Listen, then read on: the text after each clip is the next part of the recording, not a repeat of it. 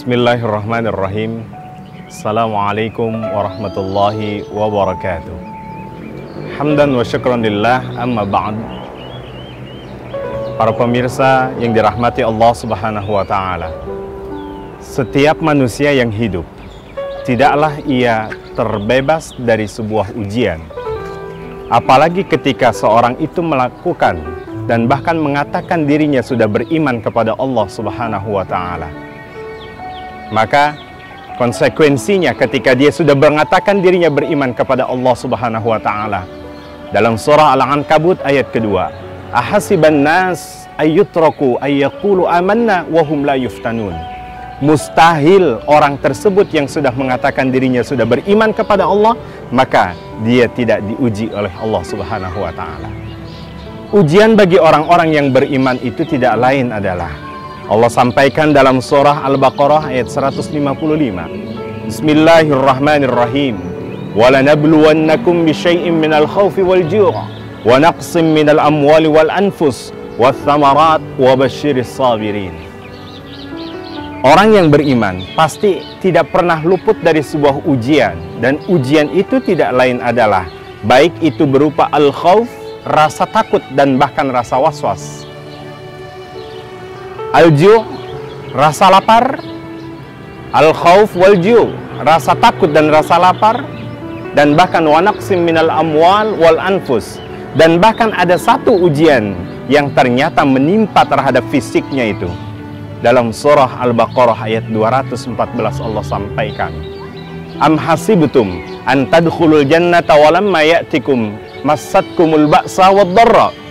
Pastinya setiap kita akan mengalami sebuah ujian, dan ujian itu akan menimpa fisik kita. Para pemirsa yang dirahmati Allah Subhanahu wa ta'ala, kita lihat Allah sudah memberikan satu contoh yang terbesar. Kita lihat dari orang-orang terdahulu saja.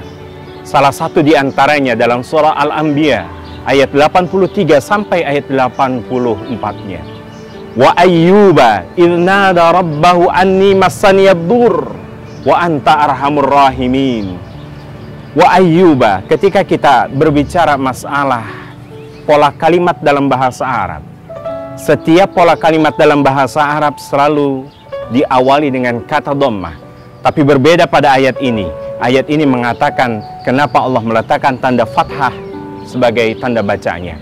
Ini memberikan satu bukti dan satu pelajaran buat kita, yang ketika kita belajar dari ini tidak lain adalah Allah membuka peluang dan bahkan membuka kisah dari Nabi Ayub ini dengan secara terbuka dan jelas, agar menjadi satu motivasi dan satu pelajaran buat kita bersama.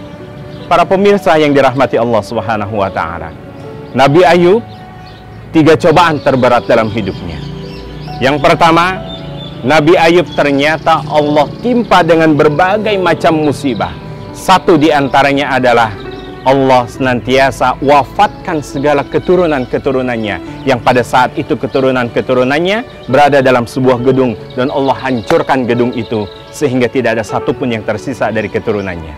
Yang kedua, ketika Nabi Ayub ini memiliki harta, baik itu ternak maupun sawah, ternak-ternaknya Allah wafatkan, sawah dan ladangnya Allah bakar semuanya. Tapi pada saat itu Nabi Ayub ternyata tidak pesimis ketika menerima ujian ini.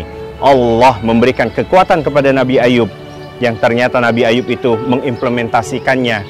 Nantiasa dia selalu meningkatkan kualitas ibadahnya. Para pemirsa yang dirahmati Allah Subhanahu wa ta'ala, dan yang sangat menarik dari ujian yang ketiga ini adalah Allah senantiasa berikan satu penyakit, yang ternyata penyakit itu luar biasa dahsyatnya, yang mohon maaf dalam riwayat tidak pernah dijelaskan itu penyakitnya. Tapi setidaknya kita mampu memberikan satu pemahaman kepada masyarakat yang ada di sekitar kita, yang bersumber dari ayat Al-Quran. Nabi Ayub ternyata ditimpa satu penyakit yang menimpa terhadap dirinya dan menimpa terhadap istrinya, dan penyakit ini hampir beberapa tahun ia alami. Satu pertanyaan dari seorang istri, ya Kakanda, engkau ini seorang nabi, mustahil setiap nabi kalau berdoa itu ditolak oleh Allah, maka mintalah kepada Allah untuk kesembuhan dari penyakitmu ini. Tapi jawaban Nabi Ayub yang sangat menarik adalah, wahai istriku, Kita ini diberikan satu cobaan oleh Allah, kira-kira sudah berapa lama? Baru 7 tahun. Sementara kebahagiaan yang Allah berikan kepada kita itu 20 tahun nanti saja.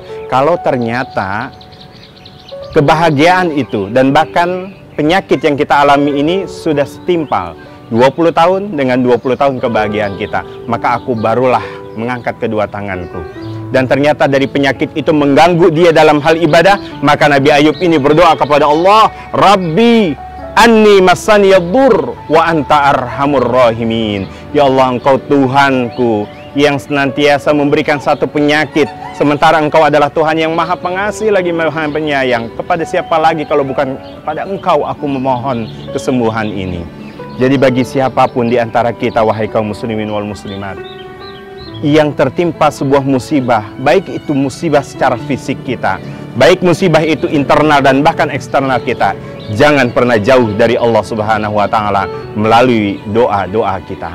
Mudah-mudahan di penghujung daripada Ramadan tahun ini, Allah memberikan kekuatan kita agar senantiasa tidak pernah lepas dari doa kepada Allah Subhanahu wa Ta'ala. Assalamualaikum warahmatullahi wabarakatuh.